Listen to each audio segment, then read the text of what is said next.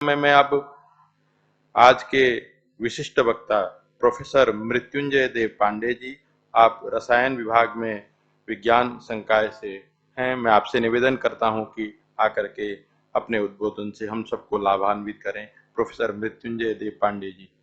Sir धन्यवाद sir. मंच पर उपस्थित सभी सम्मानित शिक्षकों सबको मेरा प्रणाम। मैं बड़ा आभारी हूं आप सबका कि आपने मुझे मौका दिया, और विशेषकर त्रिपाठी सर का जिन्होंने एक अपॉर्चुनिटी दी टू टॉक विद यू। कल से मैं ये सोच रहा था कि किस विषय पर डिस्कस किया जाए, किस पर चर्चा किया जाए, और अंत में अचानक मेरा ध्यान गया 2016 का नोबेल पुरस्कार एक जापान के साइंटिस्ट योरोसाकी को मिला था। तो वो क्या काम था ऐसा?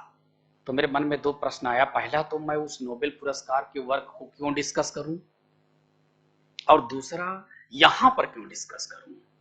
तो मैं इन्हीं दोनों प्रश्न का जवाब दे रहा हूं। जो शोध का विषय था वो था फास्टिंग, व्रत रहना। और इस पूरे प्रक्रिया में ये देखा गया कि जो हमारी बॉडी में सेल्स हैं, ये सेल्स अगर हर समय खाद्य पदार्थ इनको मिलता रहे तो इनकी एक्टिविटीज कुछ अलग तरीके की होगी। लेकिन कभी ऐसा हो जाए कि इनको खाना ना मिले, उस समय जो हंगरनेस की स्थिति क्रिएट होगी, उसमें ये सेल्स कैसे काम करेंगी। तो ये पाया गया कि कोई भी सिस्टम ऐसा कभी बन ही नहीं सकता या बना ही नहीं है जो किसी भी चीज का सेपरेशन 100% प्योर कर दे।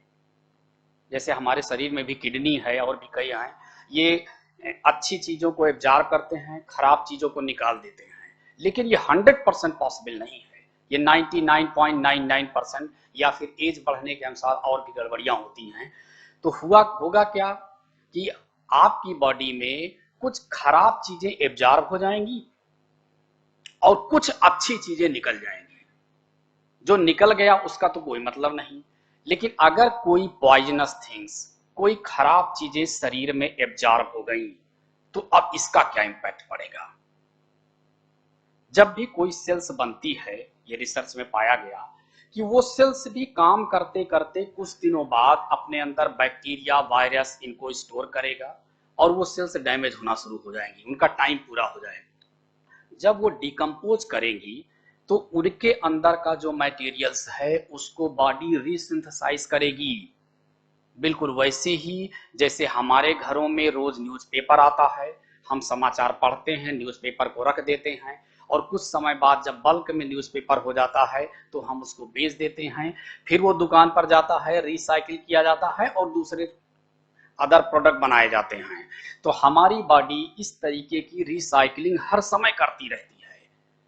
और रिसाइकलिंग करने के लिए ये जरूरी है कि हम कभी कभी क्लीनिनेस की तरफ बढ़ें, कभी कभी सफाई करें, उस सिस्टम को रोकें जो पर डे चल रहा है। और ये पाया गया कि जब सेल्स को फास्टिंग कंडीशन में रख दिया जाए, in general 12 our and more, तब वो सेल्स डैमेज करती हैं, खराब सेल्स डैमेज करती हैं, उनके अंदर का जितना भी खराब मटेरियल है बाहर निकलता, बॉडी उसको डिकम्पोज करती है और फिर उसी से एनर्जी या किसी और फॉर्म को रिसिंथेसिस करके फिर से आपको हेल्दी एंड लॉन्गेटिविटी, यानी आपको अधिक उम्र की सेल्स बनाना शुरू कर देती है। ये काम हुआ था 2016 और उसके पहले, और स्टार्ट हुआ था 1991 से। 1991 में जब ये वर्क स्टार्ट हुआ कि फास्टिंग का एक्सपेरिमेंट किया जाए, उस समय पहली बार योरोसाकी को ये पता चला कि कुछ ऐसे कल्चर हैं, सोसाइटीज हैं, जिसमें हमारा भी देश है, जहां पर व्रत रहने की एक लंबी परंपरा है। पर वो क्यों रहा जाता है, उसको जब माइक्रो लेवल पर ले जाकर के स्टडी की गई और उसके जब रिजल्ट्स आए, तब दुनिया को पता चला कि फास्टिंग का क्या इंपॉर्टेंस है। And he got the Nobel prize in 2016।